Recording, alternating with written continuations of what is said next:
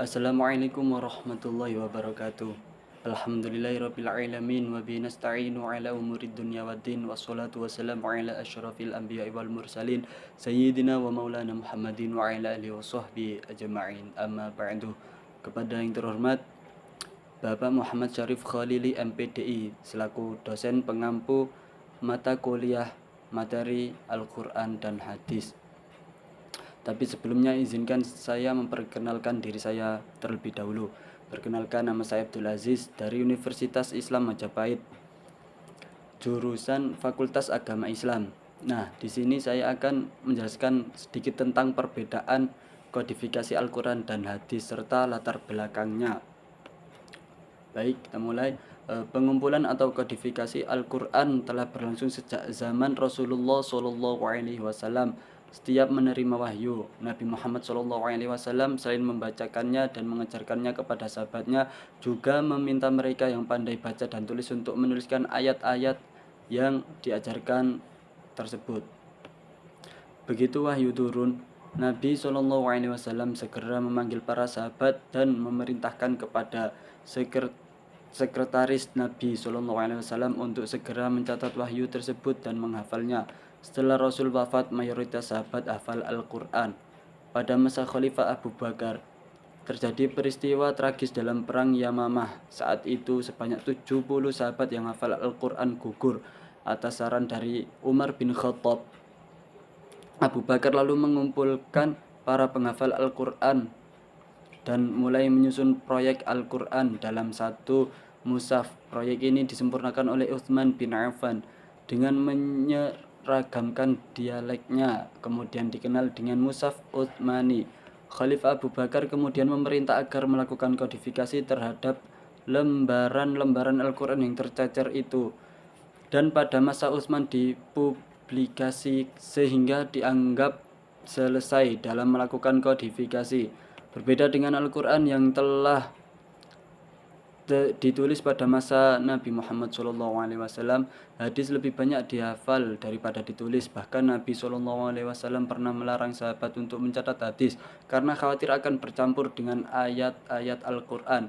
Meski demikian, sejumlah nama sahabat tertentu seperti Ali bin Abi Thalib, Abdullah bin Abbas, Abdullah bin Amr bin As, dan lain-lain diizinkan menulis hadis. Karenanya terang agung, sahabat yang sering membersamai Rasulullah tidak selalu meriwayatkan banyak hadis. Walaupun dalam peristiwa yang lain, Nabi SAW juga pernah memerintahkan sahabat untuk menulis hadis. Karenanya tidak semua sahabat memiliki catatan hadis, hanya sahabat tertentu saja seperti Ali bin Abi Thalib, Samurah bin Jundud, Abdullah bin Amr bin As, Abdullah bin Abbas, dan lain-lain.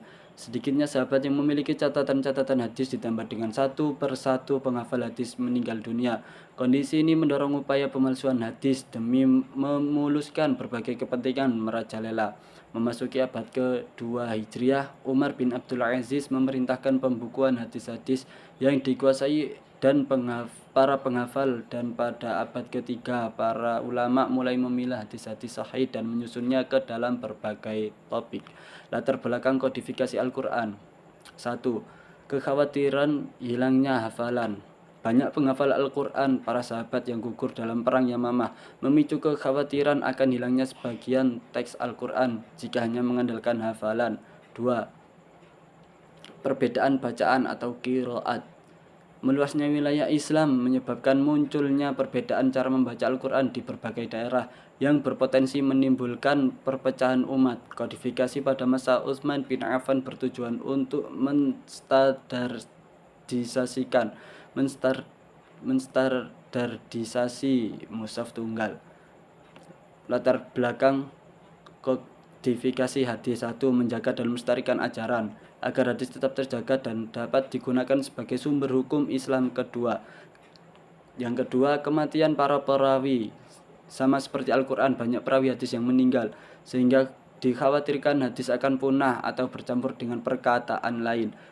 3. Munculnya hadis palsu. Dengan meluasnya wilayah Islam dan fitnah politik, banyak muncul hadis palsu sehingga diperlukan pembukuan resmi untuk memilah dan meneliti keaslian melalui sanad. 4. larangan sebelum dicabut. Larangan penulisan hadis pada masa Nabi untuk menjaga kemurnian Al-Quran telah dicabut seiring berkembangnya ilmu pengetahuan Islam dan kebutuhan umat. Nah, sedikit tentang perbedaan kodifikasi Al-Quran dan hadis serta latar belakangnya. Sekian itu saja dari saya. Apabila ada salah kata atau sesuatu yang kurang berkenan di hati Anda, mohon maaf yang sebesar-besarnya. Saya akhiri taufiq wal hidayah wa ridha wal inayah. Wassalamualaikum warahmatullahi wabarakatuh.